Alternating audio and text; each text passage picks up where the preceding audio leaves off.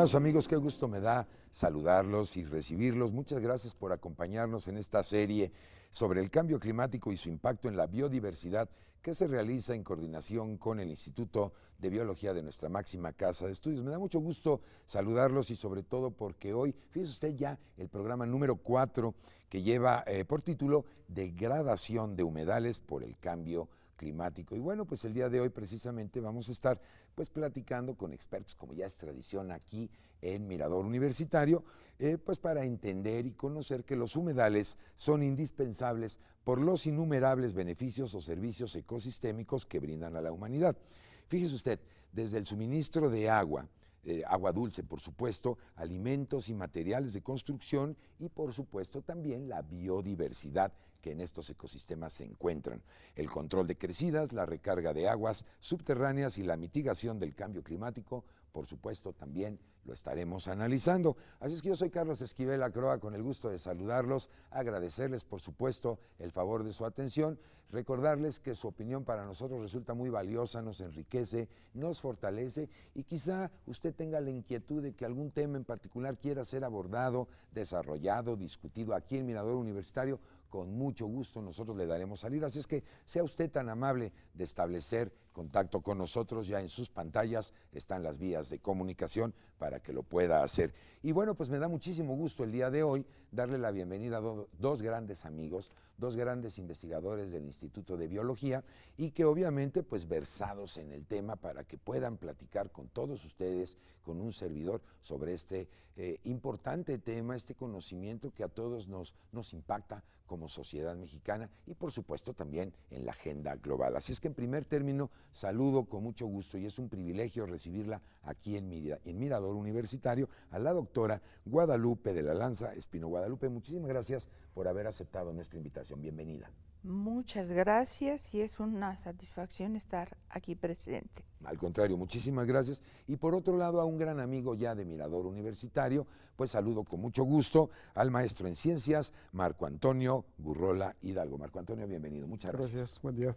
Bueno, pues antes de entrar en materia, yo lo invito para que con un buen cafecito se quede con nosotros, empezamos a discutir sobre el tema y para ello los invito, vamos a ver un material que se ha preparado sobre los impactos que tiene el cambio climático en los humedales, cómo se está pues presentando estos efectos, este daño en los ecosistemas y regresamos rapidito aquí a Mirador Universitario para entrar ya de lleno en materia con nuestros dos expertos que me acompañan el día de hoy. Así es que vamos para allá a la cápsula y regresamos inmediatamente aquí a Mirador Universitario. No se vaya.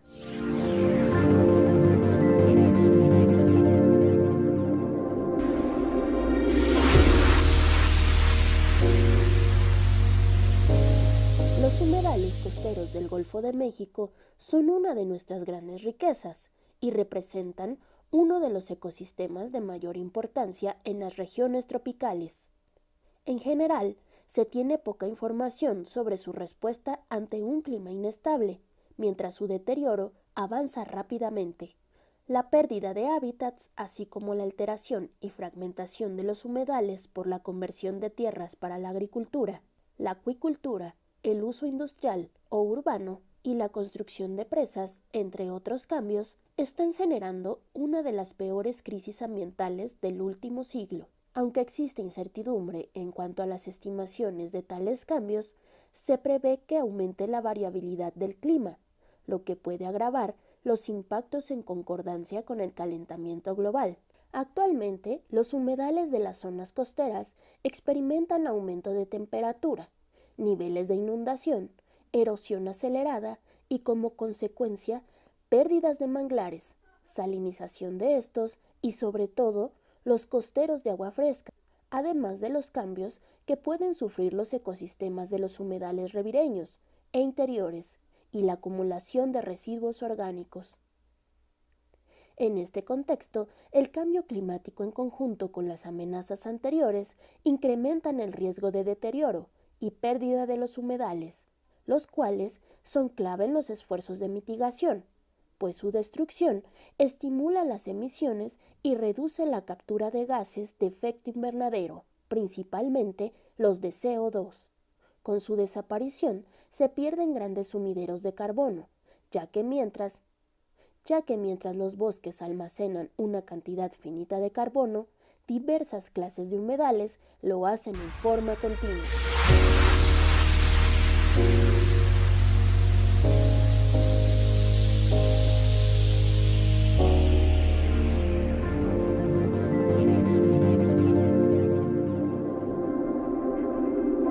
Bien, pues ya estamos de regreso aquí en Mirador Universitario y ahora sí, vamos a entrar de lleno en materia. Y hay aspectos relevantes que vimos ahorita en este material que voy a abordar con ustedes. Pero antes de empezar, yo quisiera que le expliquemos a nuestra audiencia qué es un humedal, para obviamente sentar la base de la discusión y de ahí pues seguimos adelante. Para que se entienda como un aspecto sencillo, es un ambiente que consta de tres partes fundamentalmente: un sustrato, como es el sedimento, un cuerpo de agua y la vegetación, ya sea sumergida o emergida o periférica. Ese es un humedal que originalmente, para que la gente entienda, es una situación simple, aunque las definiciones las cambia, las acopla cada país a sus condiciones latitudinales. Pero esos tres elementos forman un humedal y con ello se forma un ambiente ecológico que introduce energía, que exporta energía y que mantiene, por ejemplo, a toda una comunidad de organismos que habitan dentro de esos cuerpos de agua. Ok, una de las definiciones que tradicionalmente circula en los textos es decir, tierras planas, inundadas temporalmente o permanentemente. ¿Estarías de acuerdo, Marco Antonio, con esta definición? Por supuesto.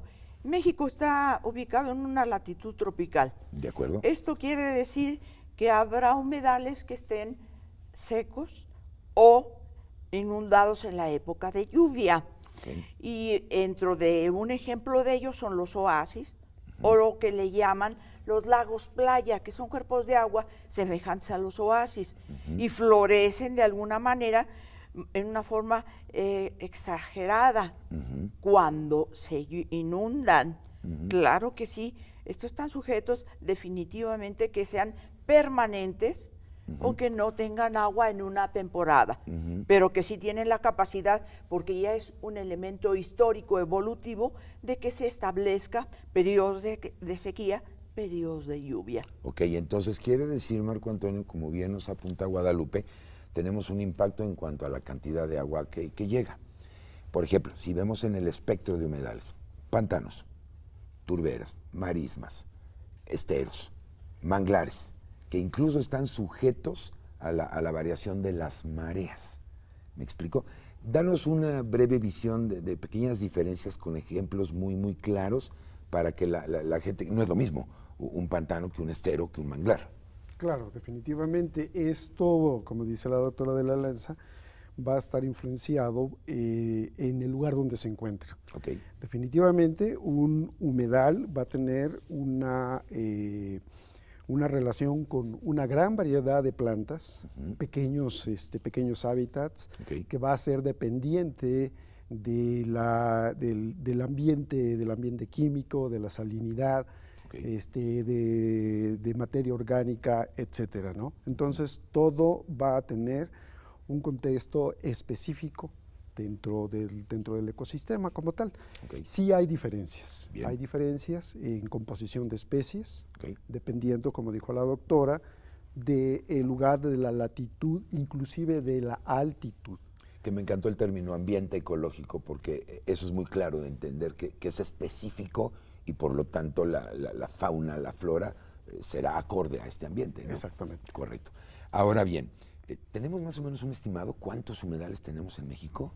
Bueno, han ido creciendo conforme la preocupación del sector académico fundamentalmente en investigar cuáles son aquellos cuerpos de agua, cuáles son aquellos humedales que pueden ser considerados dentro de los términos que Ramsar, que es la que ha tenido a bien hacer esta denominación de humedales. Entonces, actualmente tenemos 142. Perfecto. Y que se supone, a nivel mundial, estamos en el segundo lugar en número de humedales después de Inglaterra. Perfecto. Esto es importante y para que usted, querido amigo, más o menos se ubique especialmente, la Convención de Ramsar se establece el 2 de febrero de 1971 y es precisamente, pues ya nos dirán nuestros expertos, si el convenio de Ramsar el que marca la directriz de esto de los humedales y bueno, lo seguiremos platicando un poquito más adelante, pero mientras tanto yo lo quiero invitar, porque ya nos empezaron a decir de esta gran biodiversidad que existe en los humedales, de alguna manera una flora, una fauna adaptada, integrada al ambiente ecológico que ya nos menciona Guadalupe, pues vamos a ver este material que ha sido preparado precisamente sobre la biodiversidad de los humedales. Fíjese usted, déjeme platicarle que son áreas de biodiversidad importantes en el mundo porque constituyen un hábitat fundamental de numerosas especies, particularmente acuáticas, entre muchas otras. Así es que vamos a ver este material y regresamos aquí a Mirador Universitario. Si usted, querido amigo, nos acaba de sintonizar, estamos platicando sobre la degradación de humedales por el cambio climático. Así es que vamos a ver este material y regresamos inmediatamente aquí a Mirador Universitario.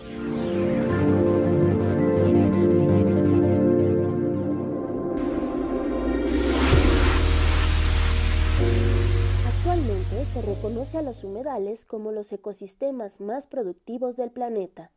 Dado el ambiente rico en agua y productividad primaria que los conforman, son nichos de gran diversidad biológica. Estos ambientes se constituyen como hábitats para especies migratorias, amenazadas y hasta en peligro de extinción. Son áreas de anidación y alimentación para muchas especies costeras. Por otra parte, se consideran algunas de estas especies como indicadoras para detectar respuestas al cambio climático e inferir impactos más generales de este cambio. Entre estas especies destacan las mariposas, los pingüinos, las ranas y las anémonas marinas. Se estima que las 87 especies de aves reproductoras de agua dulce han aumentado más de un 40%. De manera similar, las 50 especies de aves que invernan a las costas de Estados Unidos han aumentado un 28%. En contraste, las 19 especies de aves limícolas migratorias del norte de Estados Unidos han disminuido en un 50% desde la década de los años 70. Los humedales también son el hábitat de cientos de invertebrados que sirven de alimento para anfibios, aves, reptiles, herbívoros y para los seres humanos. Algunas especies de mapaches, ratones, zorros, jabalíes de collar, venados, jaguares, tapires y ocelotes se acercan constantemente para conseguir comida que obtienen de las raíces cubiertas por agua de estos humedales. Es importante mencionar que en México se manejan 142 sitios designados como Ramsar. La Convención sobre los humedales como hábitat de aves acuáticas se conoce como Ramsar, ya que firmada en la ciudad iraní del mismo nombre, el 2 de febrero de 1971, entró en vigor unos años después, y México se adhirió a este convenio en 1986.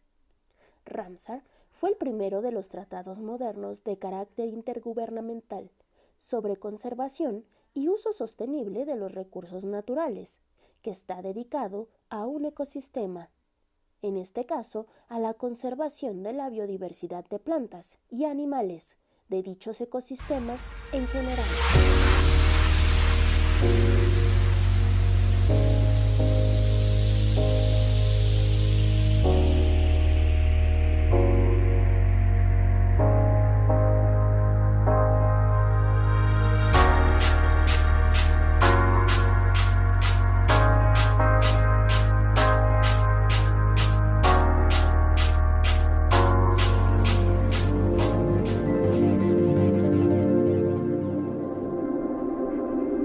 Bien, pues ya estamos de regreso y dos aspectos muy relevantes que quisiera que ustedes aborden. El primero es que hablamos mucho de las actividades humanas, las actividades antropogénicas y por otro lado el cambio climático. Ese es un aspecto Guadalupe, que quisiera que abordaras, porque hay que hablar en tiempo.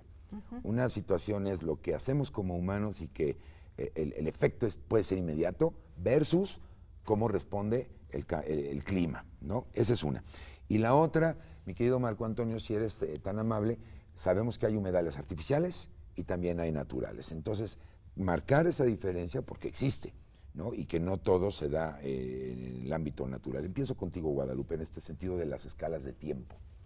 Sí, cuando uno interactúa como interdisciplinariamente debe de ser la ciencia, y sobre todo la ambiental, interactúa con geólogos y climatólogos, nos hacen ver que cuando se habla de cambio climático implica un intervalo como de miles de años. Eso está comprendido dentro de eras y periodos y se dan en miles de años. Esto del cambio climático no se da de la noche a la mañana como se está percibiendo, simplemente es cuestión de escalas. La intervención, el cambio que han sufrido, que han experimentado los humedales, más bien se le debe de enfocar a las actividades humanas, porque mientras un cambio climático puede estarse presentando antes de tiempo, es porque las actividades humanas lo están propiciando a que se presente más. De hecho, cabe aclarar para que mis amigos, los climatólogos, consideren que yo los escuché. Hay un término que se llama variabilidad climática y otros dicen cambio climático. Entonces, vamos a considerar que los espacios de tiempo en esa variabilidad o cambio climático son muy prolongados, son miles o cientos de años, y lo que estamos percibiendo aquí es un cambio ambiental de muy corto tiempo, qué sé yo, a partir de lo que puede ser la revolución industrial para acá, o apenas que se construya un centro turístico que en menos de lo que se dispone empieza a cambiar todo a tener ya el un ambiente. Impacto directo. Exacto. Correcto. Ahora, en este sentido, los humedales naturales y artificiales, Marco Antonio. Bueno, cumplen de hecho casi la misma función. Evidentemente, por su término, los naturales son los que se forman de manera natural por escorrentías, por acumulación de lluvias, etcétera. Las mareas y todo esto. Y los artificiales, pues definitivamente, pues bien han sido manipulados por actividades humanas para cumplir diversos fines. Para no ir muy lejos, aquí en nuestro bosque de Aragón tenemos un área acuática artificial. Simplemente se rellenó de agua, el agua hay una planta de tratamiento en el cual aguas residuales se limpian y se vierten a esta área. Ha habido se han introducido plantas acuáticas relativamente parecidas a lo del Valle de México original, y con la sorpresa, que era de esperarse, que hay aves acuáticas residentes en yo digo que son charcos, pero ya están cumpliendo la función de un humedal como tal. Y el éxito es total en el sentido de que llegan especies migratorias, inclusive una de las más grandes, que es el pelícano blanco. Es decir, tenemos la influencia de lo que queda del lado de Texcoco, pero a pesar de estar dentro del área urbana, las especies llegan a pasar el invierno en ese lugar. Esto quiere decir que entonces este ambiente ecológico que tú nos estabas platicando se ha logrado establecer, aunque fue originado de una manera artificial. No siempre. En ese sentido, ¿no? No. ¿Este caso podrías pensar que es exitoso? Bueno, lo que pasa es que fue construido para la satisfacción del humano, ¿no? Los humedales naturales, pues evidentemente son los engranes del gran ecosistema terrestre. Entonces hay una gran diferencia. Y entre esos están los artificiales, las presas, que son en la mayoría ambientes artificiales y están considerados dentro de la definición de humedal. Okay. Están los arrozales, y a los arrozales que definitivamente es un artificial, y actualmente están considerando las descargas. Esto está derivando ya totalmente en una forma de separación muy obvia de la función ecosistémica de lo que era la forma natural. Ok, eso es bien importante porque estábamos pensando quizá decirlo como un caso exitoso, que todo está bien, y ya nos aclaras perfectamente que no es así. Esto quiere decir entonces, amigo mío, que la vulnerabilidad de los humedales es evidente.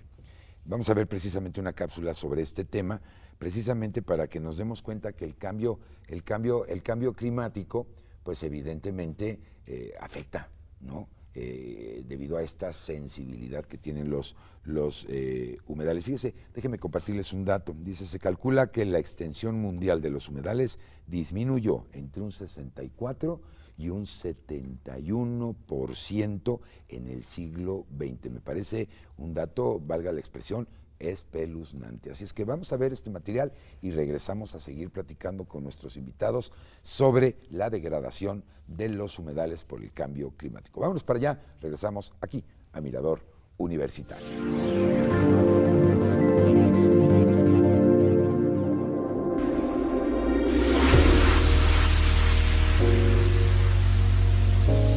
Los humedales, como ecosistemas frágiles, tienen características o recursos singulares con baja resiliencia o capacidad para retornar a sus condiciones originales. Ante eventos impactantes de naturaleza antropogénica, producen una profunda alteración en su estructura y composición, aunado a las condiciones climáticas especiales con los desastres naturales. Los humedales representan ecosistemas frágiles, y la degradación que de ellos se registra actualmente puede provocar pérdidas de biodiversidad, cambios en las funciones ecológicas y cambios en los flujos de los servicios ecosistémicos, con impactos posteriores en la salud, los medios de subsistencia y el bienestar de las comunidades y la actividad económica. Durante el siglo XX, se estima que la pérdida de humedales continentales fue entre 69 y un 75%, mientras que la extensión de humedales costeros disminuyó entre un 62 y 63%. En el siglo XXI persiste la degradación y fragmentación de los humedales y se considera que la disminución anual de los humedales del mundo es de 1.5%. Los humedales incluyen un amplio espectro de ecosistemas distribuidos a lo largo del planeta, desde los trópicos hasta las zonas frías de altas altitudes y desde el nivel del mar hasta las altas cumbres. Abarcan una proporción considerable de la superficie del planeta, estimada en 1.280 millones de hectáreas, aproximadamente el 9% de la superficie terrestre. Los humedales ayudan a la recarga de los mantos acuíferos, regulan el flujo de ríos y, en el caso de los manglares, reducen la fuerza de las tormentas y estabilizan la erosión de la línea costera.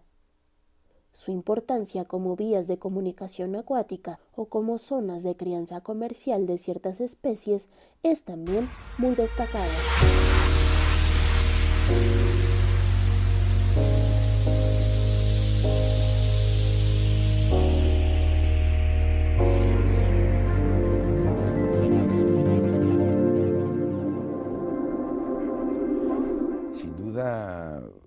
Es complicado lo que acabamos de ver sobre todas estas cuestiones de degradación de humedales.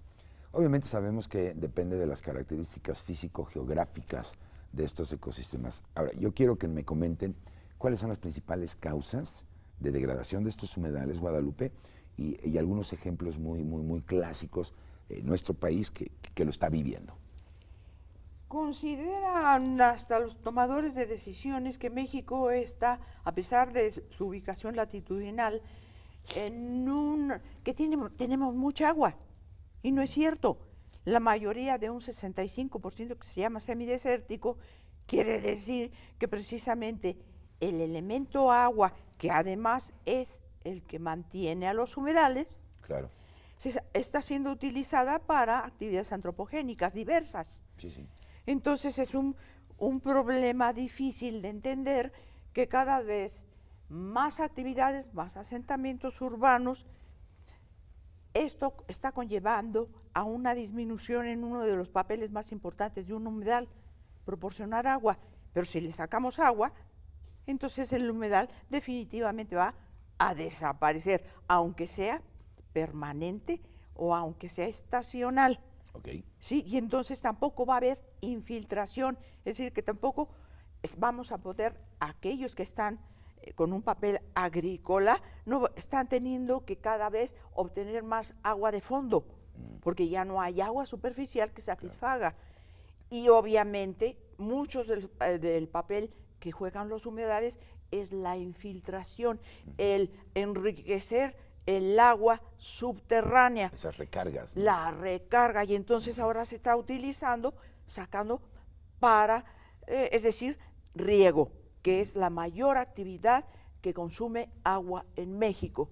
Okay. Entonces quiere decir que nuestros humedales no están siendo verdaderamente valorados en su papel ecológico y en ese marco global ecosistémico terrestre. Ok, entonces, como nos está diciendo Guadalupe, Marco Antonio, la actividad agrícola, el impacto, la acción antropogénica está agrediendo fuertemente. Yo quisiera, platícame dos ejemplos muy típicos. La desforestación es uno de ellos, y lo que comentábamos incluso ahorita que estábamos viendo el material, las marismas nacionales. Por poner dos ejemplos, si tienes algún otro adelante, de estas causas de daño directo en los humedales. Bueno, como decía la doctora de la Lanza, hay ejemplos muy específicos que son las marismas nacionales y lo de Campeche o lo de la península de Baja California. Pero este fenómeno se está reflejando en la mayoría de los humedales, la extracción de agua, el cambio de uso de suelo, okay, las quemas para agricultura. Okay. Entonces, este impacto definitivamente pues trae como consecuencia la baja de recursos, la baja de biodiversidad, pero parece ser, Lupita, que tú tienes más información al respecto de marismas nacionales. Adelante. Marismas nacionales es la segunda área costera que tiene la mayor cantidad de manglar, después de Campeche. Okay. Dadas las características tan amplias, tan complejas, tan hermosas, además, de biodiversidad en cuanto a manglar y a las comunidades de aves, peces, crustáceos, moluscos, hasta de recursos pesqueros, pero por esa situación de localización geográfica, pues no podemos considerar que sea árida. Entonces tiene, si no un superávit de agua, por lo menos tiene un paisaje que ha aprovechado el hombre para hacer asentamientos humanos, manejar área extensa agrícola, represamientos, y entonces el mar lo que está haciendo es ganar tierra, claro, porque claro, las presas detienen los sedimentos, y ahí sí viene un efecto que se puede considerar como cambio climático. Ahí sí los podemos integrar. Perfectamente. Pues ahí está, querido amigo, todo lo que está pasando con nuestros humedales. Y bueno, es tiempo de ir a una pausa. Yo soy Carlos Esquivel Acroa, vámonos a una brevísima pausa, y cuando regresemos de la pausa, fíjese usted, le voy a platicar precisamente, pues, qué se está haciendo. Ya vimos de alguna manera breve la problemática, ahora cuáles son las estrategias para tratar de remediar, controlar, no sé si decir solucionar este problema que estamos viviendo cotidianamente. Así es que vámonos a la pausa y regresamos, no sin antes agradecerle el que permanezca con nosotros y recordarle que estarán en pantalla las vías de comunicación para que sea usted tan gentil de hacernos llegar sus preguntas, sus comentarios, sus sugerencias y a lo mejor las inquietudes sobre algún tema en particular que quiera que sea abordado aquí, en donde más, en Mirador Universitario. Así es que vámonos al corte, regresamos inmediatamente. No se vayan.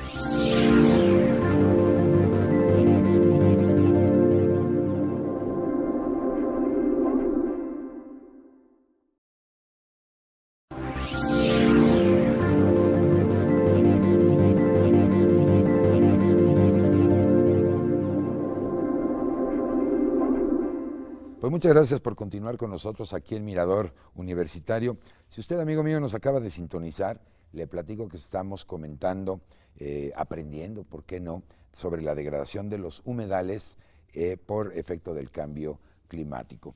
Así es que, decía yo, al regresar, vamos a platicar de las medidas, ¿no?, que se están tomando, si es que existen, si es que realmente se están aplicando, porque, bueno, siempre decimos, el papel aguanta todo. La situación es la cuestión operativa y, por supuesto, que vayan enfocadas a disminuir estos efectos, ¿no? Empiezo contigo, Guadalupe, por favor, si eres tan amable.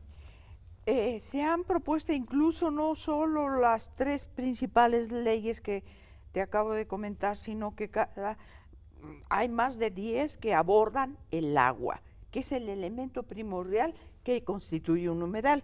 Para que nuestros amigos de la audiencia, vamos a compartir con ellos las 3 leyes que platicamos, que es la norma 022. 022, que incluye, aparte de la biodiversidad, incluyó manglar. Manglar, así es. La segunda es La Ley Federal de la Vida Silvestre, y la otra es la LEGEPA, que es la norma... La de áreas protegidas. De también, áreas protegidas. La conservación de áreas protegidas. Evidentemente hay otras tantas más que inciden en la protección de los ecosistemas, pero de alguna u otra forma hay ese desbalance entre lo que es la necesidad antropogénica que la conservación del humedal. Okay.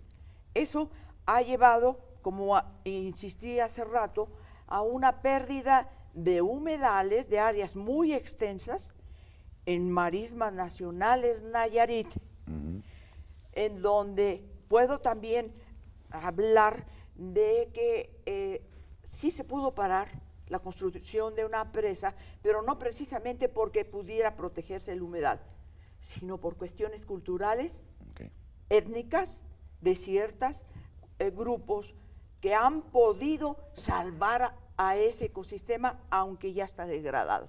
Ahora, todo este marco regulatorio, Marco, ¿realmente se aplica? ¿No se aplica?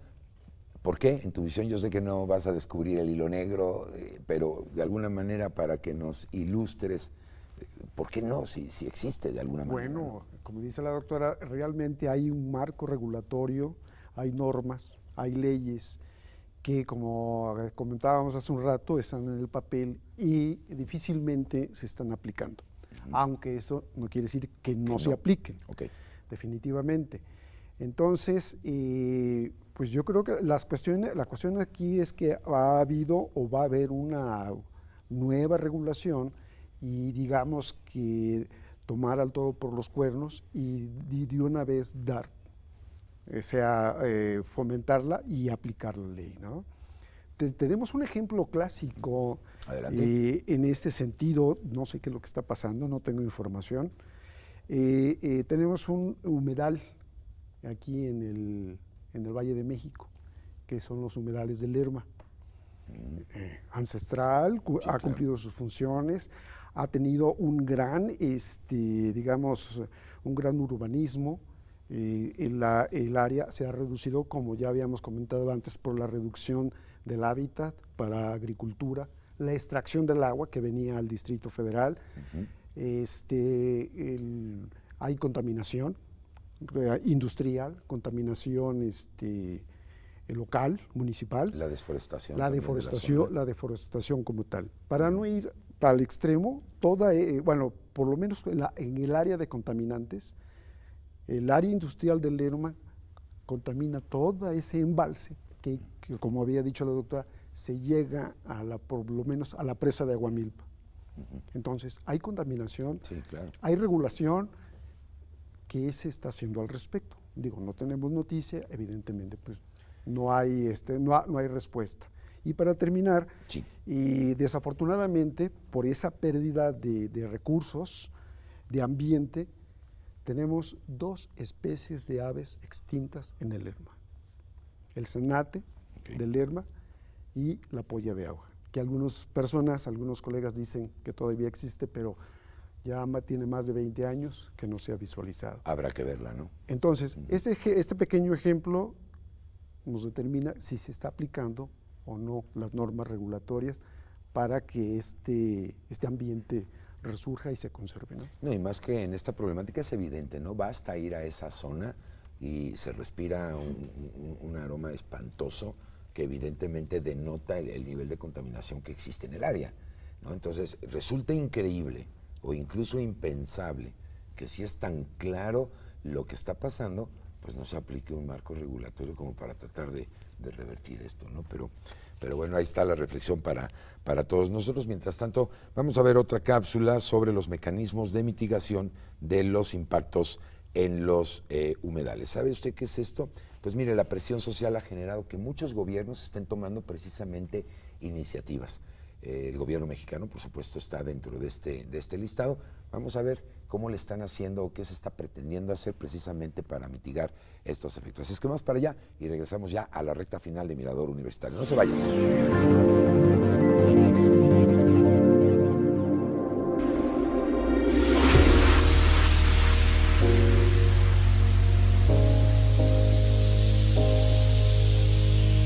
La presión social que ha surgido por la degradación de los humedales, así como los efectos del cambio climático, ha generado que muchos gobiernos tomen iniciativas para mejorar las condiciones de estos ecosistemas, implementando acciones para mejorar las condiciones de estos ambientes acuáticos y así utilizarlos para bien de la sociedad. Como parte de estas estrategias se consideran principalmente dos acciones relevantes: la restauración ecológica y la conservación de estos ecosistemas.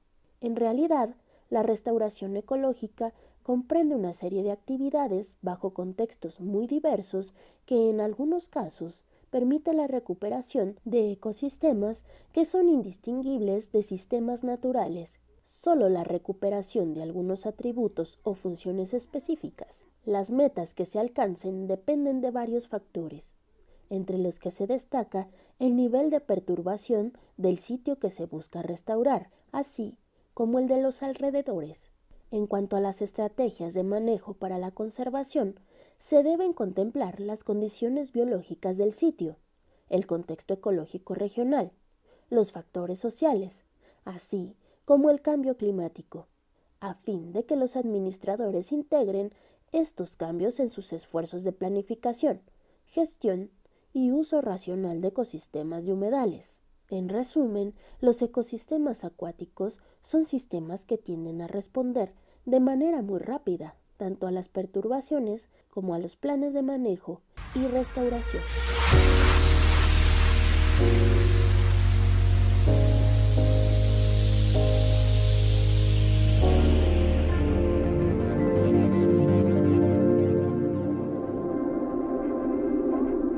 Muchas gracias por estar con nosotros. Estábamos viendo, ¿no?, estrategias de adaptación al cambio climático.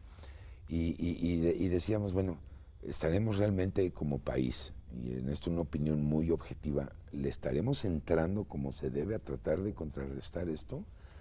Porque la sonrisa de todos me parece que no estamos haciendo lo suficiente. ¿Qué me opinan al respecto? Si estamos considerando que México no tiene una cantidad mayor de agua, solamente hay 3 estados: Tabasco, Campeche y Chiapas. Esos son los que tienen un superávit.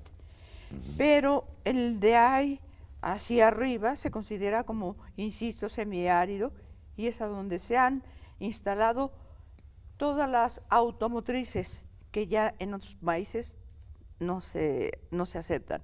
¿Qué es lo que requieren? Agua. Claro.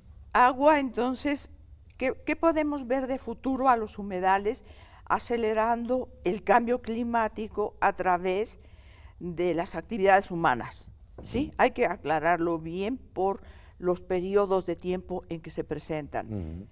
Entonces dice uno, bueno, sí, la población es la que está rigiendo la vida futura de los humedales y también por ahí como una colación acelerando el cambio climático, porque está perdiéndose todas las áreas costeras que representaban como elementos para detener las variaciones climáticas naturales, ahora que serán las que se están acelerando. Y es importante decir, porque al menos en el estado de Tabasco está el pantano del Centla, que es una extensión considerada de las más grandes que existen en Norteamérica y según la estadística internacional de entre los 15 a nivel mundial.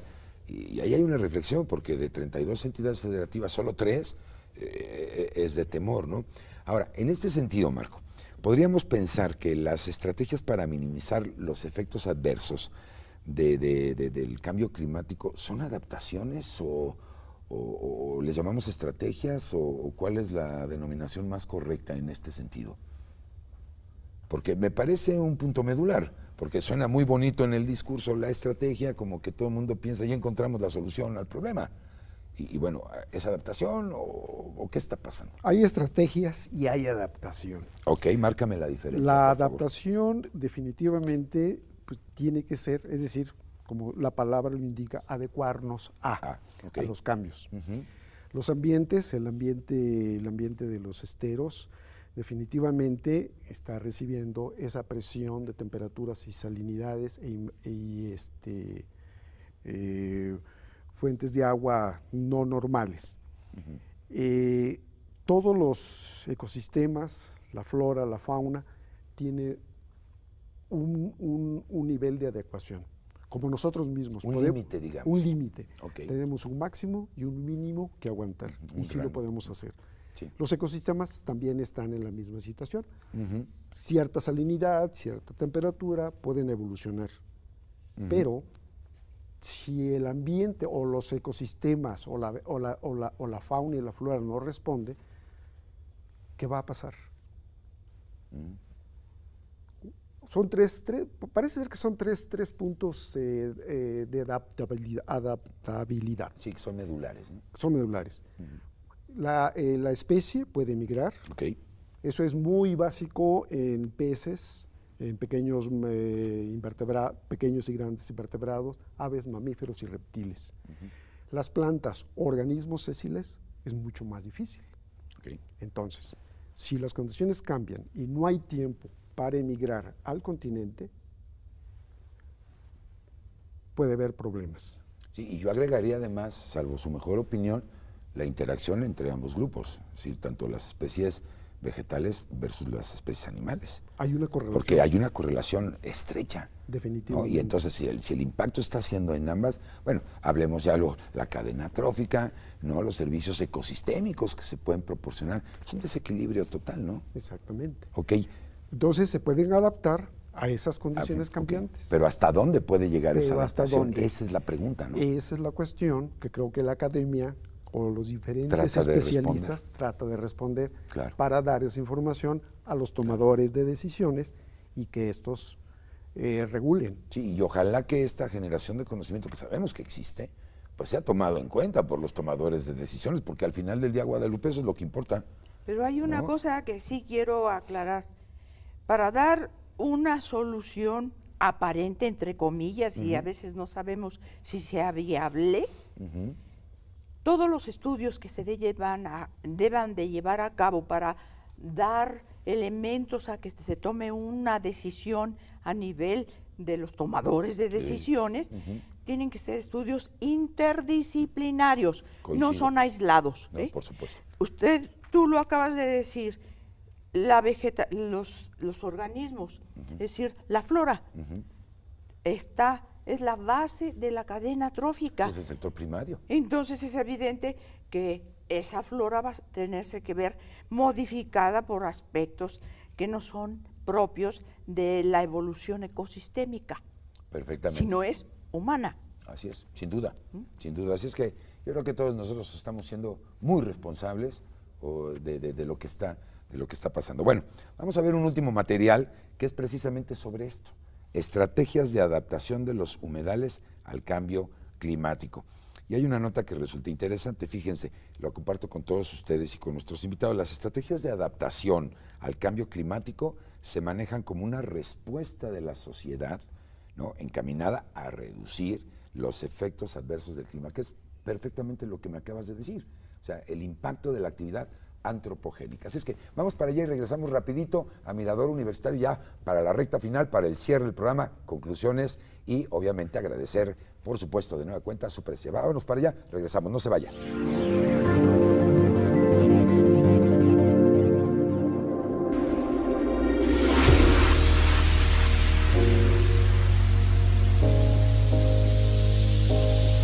Las estrategias de adaptación al cambio climático se manejan como una respuesta de la sociedad, encaminada a reducir los efectos adversos del clima, la cual involucra cambios de tecnologías, educación, creación de instituciones, financiamientos, programas, normas, sistemas de inversión en ciencia y tecnología, así como de políticas públicas y de infraestructura. La adaptación implica nuevas relaciones entre la academia, gobierno, sector privado y sociedad, basadas en el entendimiento de los sistemas naturales y sociales en el corto plazo, ante la premisa de hacer frente a los cambios del clima. Hoy en día se requiere de un nuevo tipo de diálogo entre científicos y los tomadores de decisiones. Ante el incremento de la temperatura global, es necesario actuar de manera rápida por el tiempo que toma entender estos fenómenos y sus consecuencias.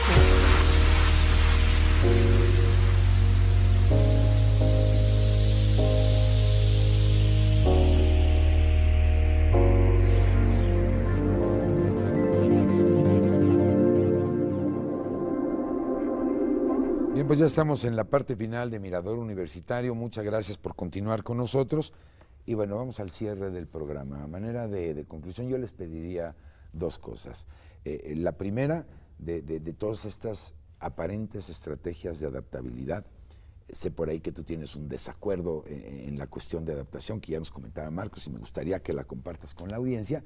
Y finalmente, alguna reflexión sobre el tema que hemos abordado el día de hoy. Empiezo contigo, Guadalupe. Particularmente, esto de la zona costera ha sido un elemento importante de hacer recuperaciones, tratando de que esa deforestación que se ha hecho de los manglares pueda ser compensada por otras especies. Y evidentemente sí hay que reconocer que los esfuerzos que ha hecho ciertos colegas para resembrar manglar, han tenido cierto éxito, pero no lo suficiente al tiempo en que se destruyen y al tiempo que se pueden restablecer.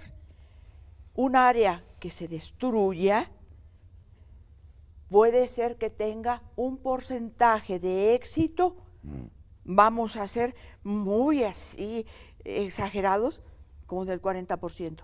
Quiere decir que el otro, 60%, va a ser poblado por otras especies que no son las adecuadas. Sí. Sí, por exóticas, eso ¿sí? No estoy en acuerdo.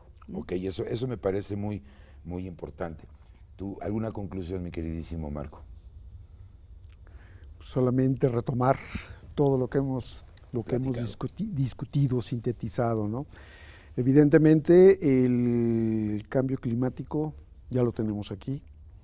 Ha evolucionado rápidamente, ha modificado los ambientes, ha aumentado la temperatura de océanos, ha incrementado o bajado las salinidades, ha hecho que diversos factores modifiquen los diferentes ecosistemas, entre ellos los humedales. Evidentemente, a nivel internacional hay una respuesta mundial, hay apoyos. Okay. Tenemos las modificaciones a las leyes que aparentemente no se aplican como debe de ser, y finalmente yo creo que tenemos que adaptarnos como especie al cambio climático. Ok. Fíjate que yo les quisiera preguntar, y perdónenme la expresión también usted, amigo mío, cuando decimos ¿qué fue primero, el huevo o la gallina? ¿No? Sobre todo porque me parece muy relevante el hablar lo que tú has comentado. Le echamos la culpa al cambio climático, y la parte antropogénica se queda de lado. Entonces, ¿qué generó qué? Primero es el cambio climático que da el cambio o de adaptabilidad del humano a ciertas cosas, a lo mejor a buscar terrenos agrícolas, o empieza el humano y entonces el impacto es en el cambio climático. Porque yo creo que si centramos la discusión en ese punto de vista, sería mucho más fácil entender lo que estamos haciendo, ¿no? ¿Qué opinan? Es una cosa que para mí, como ambientalista, definitivamente no acabo de comprender y que no haya posibilidades de controlar. El incremento de población definitivamente es lo que no se puede controlar. Okay. Y está invadiendo espacios de humedales, está generando subproductos que son metano, óxido nitroso, dióxido de carbono, que cada vez dice uno, autos eléctricos, autos con gas, lo que fuera, que no se han dado cuenta acaso que tan solo la fricción que genera un automóvil a mediodía, 6 millones de coches, ¿no genera calor? No, por supuesto. Eso aumenta también el cambio climático. Okay. Y si alguien me pregunta qué es lo que propone para dar una solución, mejor vámonos integrando todos, antropólogos, físicos, químicos, biólogos, sociólogos, historiadores, para saber cuál es la solución proporcionada a los que toman la decisión. Perfectamente, pues creo que más claro ni el agua de los humedales, podríamos decir. Entonces yo quisiera recapitular simplemente, ya para concluir, amigo mío. Primero, las series de tiempo resultan fundamentales. El cambio climático toma mucho más tiempo en presentarse que lo que son las actividades antropogénicas. Ahí me parece que es un punto medular donde nosotros sí podemos participar, tratar de evitar impactos inmediatos a culpa nuestra, por decirlo de alguna manera. Dos, es indispensable la interdisciplina y la multidisciplina para precisamente generar conocimientos que funcionen para el establecimiento de estrategias y por supuesto que los tomadores de decisiones a todos los niveles lo puedan poner en aplicación, en operatividad para tratar de revertir estos efectos, ¿no? Y sobre todo que tenemos que valorar cuál es el grado de daño que generamos versus el grado de restablecimiento del ecosistema. Así es que, pues muchísimas gracias a los dos, Guadalupe, Marco Antonio, por el privilegio de que nos acompañaron el día de hoy. Muchas gracias a todo este staff maravilloso, al equipo pues de producción que hizo posible la transmisión de este programa, pero sobre todo, amigo y amiga mía, muchas gracias a usted por el favor de su atención. Yo lo invito para que nos siga acompañando en las series de este espacio educativo de Mirador Universitario y sobre todo, pues seguirlo invitando a que establezca contacto con nosotros. Yo soy Carlos Esquivel Acroa, de nueva cuenta agradeciendo el favor de su atención. Lo invito, nos vemos aquí en Mirador Universitario. Hasta la próxima.